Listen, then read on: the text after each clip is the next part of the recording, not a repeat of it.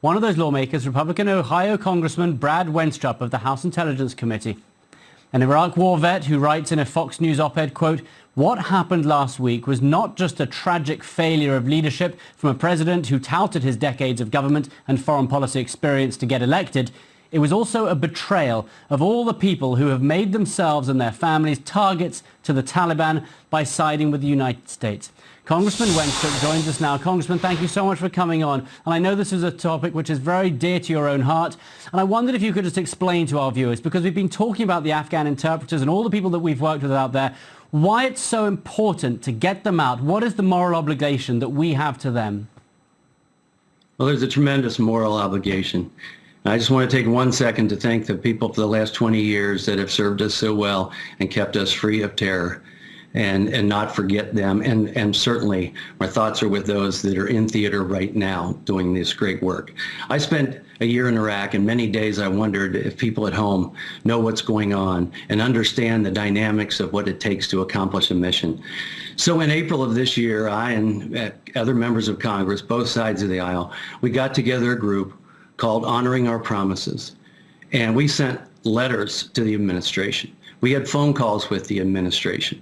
We passed laws that made it easier for some of our Afghan allies, our SIVs, to get out of the country and cut through some red tape. We called it a life or death situation for them. That was back in April. You know, just today I got a text from a military doctor, friend of mine, who was there as recently as about 6 weeks ago. And he said he got a text from one of his patients who has a gunshot wound in his left leg and can't walk. He's trapped, he's hiding. He got a text from the Taliban that said, "We have your government data. We're hunting you down. Turn yourself in." He knows that if he turns himself in, he'll be dead. You know, we have so much to consider when it comes to this. We have so many people to be thankful for, and we've got to make sure we get them out. But you know, in April 1975, Senator Joe Biden, it's in the congressional record, said we have no obligation, moral or otherwise, to evacuate foreign nationals. Mm-hmm. No obligation to evacuate one or 100,001 of the South Vietnamese. When he was asked about those that were hanging onto the planes desperately and falling to their death, his only response was, "That was 4 days ago," as though it didn't matter. Yeah.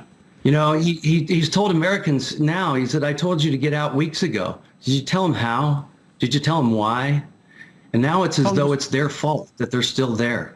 Congressman, we don't have too much time, but then I'm curious. For months, you have been asking the administration to help this process be easier, honoring our promises with the bipartisan working group that you have been a part of. Was no one listening? What was the wall that you came up against that stopped this happening? We were just told that they hear us. We're not going to let that happen. But you heard the president say we're not going to be taking people off the roof of the embassy. Yet we did. And so we have been met with one disappointment after another, and there are so many lives that are at stake or already lost. You know, they said that chaos was predicted. Well, it is predictable. It is predictable, unfortunately, when you're planning your 9/11 victory celebration before you complete the mission.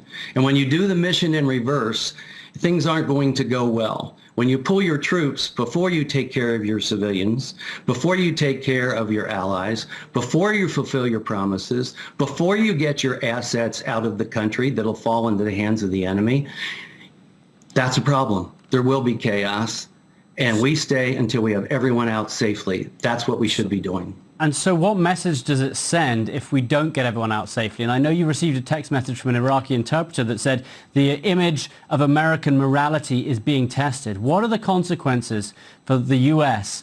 if we don't do this? Well, I think you've been talking about all the remarks from foreign leaders. The president has said he's getting great remarks or great marks from foreign leaders, but we're not hearing that. Many people very outspoken, calling it a catastrophe, greatest debacle for NATO since our foundation. And what happened to America is back. Well, it looks like America's backing down and our reputation is on the line. I know I am working as a member of Congress to reach out to many of our allies to let them know that this is not the America that really is what makes up most of America. This is not the military attitude of standing down. A military attitude in the United States of America is we rush in, just like people did on 9/11 into those burning buildings. We rush in, we take care of our people, we leave no one behind. We just need to have the authority to do so. Secretary Blinken has said that there will be time to look back and hold people accountable at a later date. Now's not the time. But I mean, I think we know that there are mistakes made. I mean, you must know who needs to be held accountable for this. Who is to blame? Well, again, we can look back and see who is to blame, but it seems to me there's a failure of leadership somewhere. Yet the questions you want to ask are, what did the intelligence community tell you? And not only that, what did the analysts tell the intelligence community? And was that the same message? What did our military leaders advise that we do? And was that followed? Those are all the things that we need to know. Or did someone just make a decision that I want to get this done by a certain date? You know, we're now hearing 8/31, August 31 is the date that it's all going to be over. No one in the military says that. In the military, it's over when we complete our mission. And so I'm wondering who set the date, right?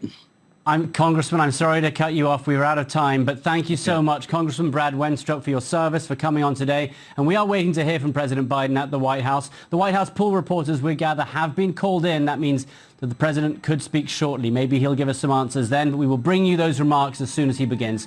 Thank you, sir.